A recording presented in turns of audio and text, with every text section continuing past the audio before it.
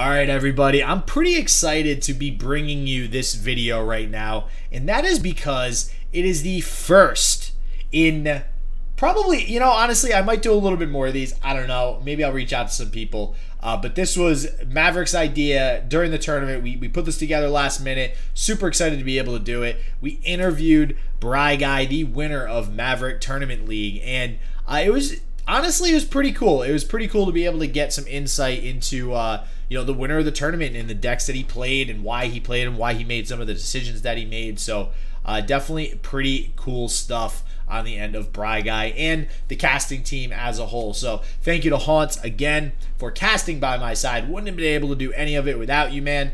And all of his stuff will be in the description below if you want to give him a follow or check out any of his casting stuff. But without further ado, let's get into this interview with Briguy.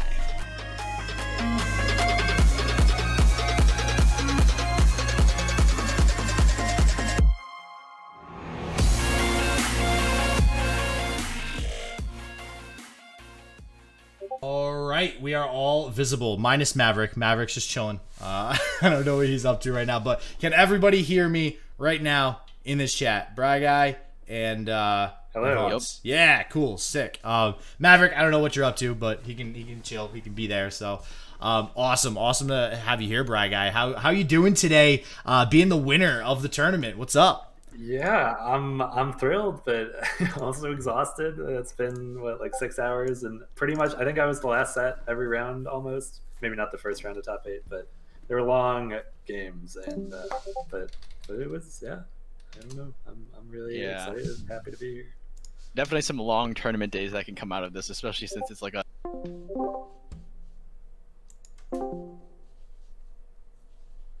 seeing. Honestly, again, congratulations. I've said this already, but some crazy games to see out of today. Absolutely. Yeah, definitely. Can you explain kind of what the heck, just as an opening question, because it's the number one thing that I think half the people in the chat are wondering right now. That Lux game, what in the heck was going on with like 7 mana pass, don't do anything? Like, what was going on? Oh jeez. Sorry, which Lux game is this? That's like all the one in the finals. Yeah. Game 1 of finals of fewer Lux versus the deep deck. Man. Yeah. Okay. So. Right. So I had Unyielding, right? The entire time, I'm terrified of Devourer of the Depths coming down, eating whatever I put Unyielding on. And so they were just about to go deep, so I needed more than just like a single combat in order to answer a deep Devourer. Gotcha. And so I was waiting for that. I think they were maybe waiting because if they play anything, I don't know, I had Concerted Strikes and Yieldings, or I don't know why they were passing, but I was happy to sit there until I reached enough mana to be able to either drop more units or like play Unyielding plus some other stuff. Gotcha.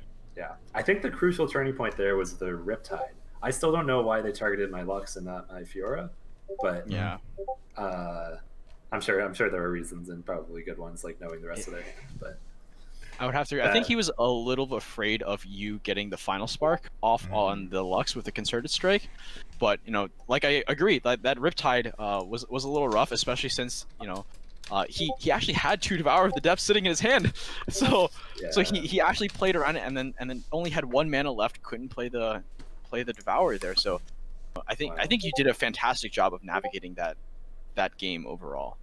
Thank you. Yeah. Yeah, definitely. And I do want to mention everybody real quick. I apologize for any beeps or notifications you might hear in the background on my Discord, because I'm kind of doing this last minute with the interview. So, so another quick question I did want to touch on is you had 2 Ruination, 2 Atrocity, and 2 Miscall. So what were the deck decisions, or why did you make some of those deck decisions with the deck building? Yeah, so that was my opponent's deck.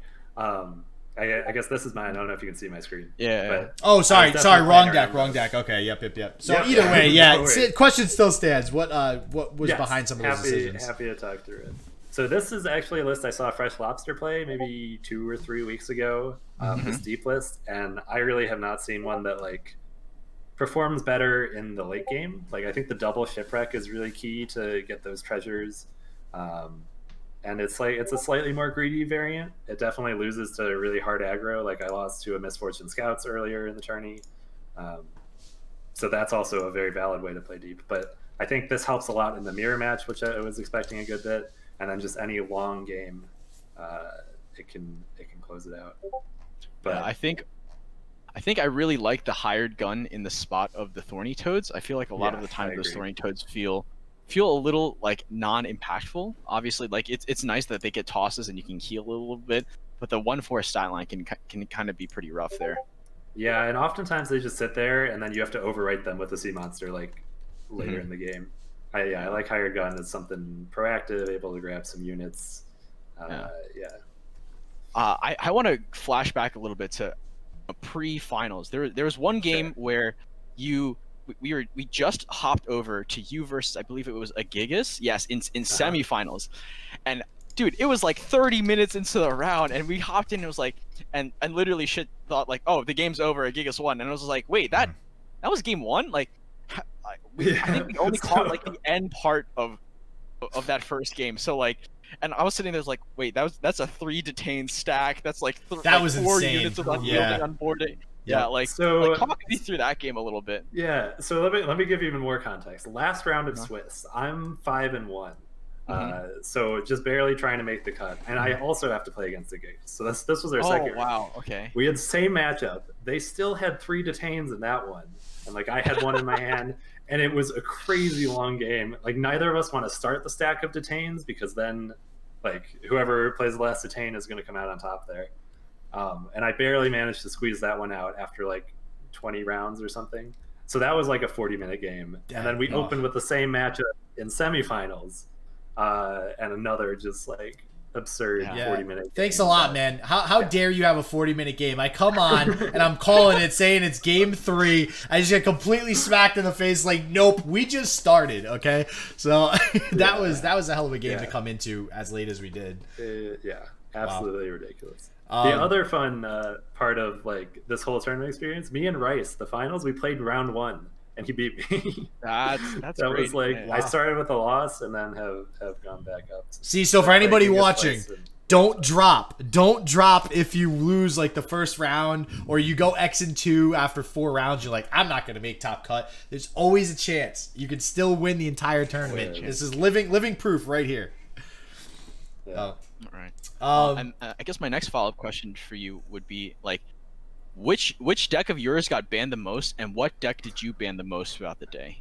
Yeah, so anything with Ionia, I guess I can talk about the decks more. So this Heimer Vi is just a very like standard one. I don't know where this list came from. It's a pretty standard.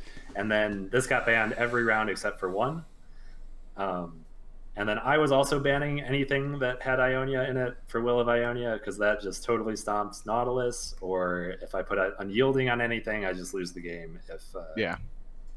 So this list, I guess I can talk more about. Like this was my own creation, I guess. I mean, the idea has been out there for a long time, but mainly it's just Unyielding, Fiora, like the sentries help you find her at the start. I think this one still is prone to getting rushed down a little in the early game, but hopefully these help round it out. And the Redeemer is nice to either draw a unit or just to be a 3-drop. Sometimes we'll just play it. But yeah, and it seemed like the Redeemer hurt a little bit. I remember one game you drew a bunch of 6 costs, and you had 2 Redeemers were really the only things you could play early on. So it feels bad when it's your only 3-drop as a Redeemer. It's true. It's like sometimes good, sometimes not great. So maybe that's a card I would swap out. I don't know. After seeing this perform much more. Yeah, but I do think I love the choice to play the 2 detains. I think that's awesome. I love seeing that card because we can get cool interactions like 3 detains on the stack, like we saw, which doesn't happen often. Yeah, ridiculous. What's your thoughts on the hired gun over Toad in the deep deck? It seems like the hired gun could work. Yeah, I think it's just a really solid option. I think Toad is really good in a really heavy aggro meta, like that heal 2 and the blocker can be nice against scouts or I don't know, burn or something like that. But generally, I think the hired gun is more flexible and can take out dead blooms or enemy Julls, or if you're in the mirror, or just any sort of low health drop. Yeah, awesome, makes sense. I really, like I said earlier, I do agree with it, and Thorny Toad just seems like such a low impact card comparatively. the vulnerable is just you get so much control. Mm-hmm. Yeah. Yeah, and I feel like there's been so many matchups where Thorny Toad just kind of sits there all game and doesn't do anything. It just stays on the field, and nobody wants to kill it. Nobody wants to attack with it. It's just like there. It exists. And I don't know. And in the deep mirror match, obviously, it's kind of a liability as well, too. So I do think that in that particular game, the hired gun is super good in the mirror match because you are able to pull off some pretty high priority units there. So yeah. Absolutely. But overall, man, honestly, this was awesome to see this victory. It was a cool 3-game finals. We don't always have finals go to 3 games, so you guys gave us the most entertainment, the most bang for our buck, so to speak. And not like we charge entry fees for this tournament or anything, but again, thank you to Maverick for providing the prizes. So good on him for setting all this up and putting in his blood, sweat, and tears to be able to make this happen. So anything you speed run for Mario, so you want to give some quick shout outs real quick to a little bit about you? Sure. Yeah. So I guess I play 2 types of games mainly. I mean, I play all sorts of games, but started with Duelist, the card game, and played that like a pretty competitive level for maybe 2 to 3 years. Okay.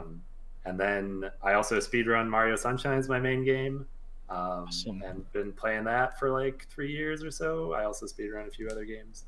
Haven't been streaming as much lately, but maybe we'll be getting back into it. And then been playing Runeterra since the start of open beta. Awesome. And yeah, been loving this game. Can't wait to see what comes next. So is your goal with the speed running to be like that guy at PAX East that's like on stage, like trying to be the one to get the fastest time? Like is that your ultimate goal? What are you trying to do with speed running? I don't know. It's more, yeah, it was something that I was always interested in, and then I tried it out and I was like, oh wait, this is really, really fun. Yeah. And so I'm definitely not like trying to push world records or anything, but keep trying to get the best time and improve. Hey, it could happen. Yeah. It could happen. I thought, yeah, it could. Mm. Yeah. So Sunshine's a classic, honestly. Oh yeah, I remember growing up with that game. Yeah, I thought I'd get tired of playing it through it like hundreds of times, but no, it just gets better once you like get really tight control of Mario, and like it's a ton of fun. Awesome. So yeah. So with that said, I don't know, Haunch, you have any other questions for Briguy? Not really, man. Thanks again, honestly, again for having us and talking with you, and thank you for streaming and all that. Honestly, it helps us out until we get spectator mode. Cough, cough, right? And huge congratulations to you again, and best of luck in the next one.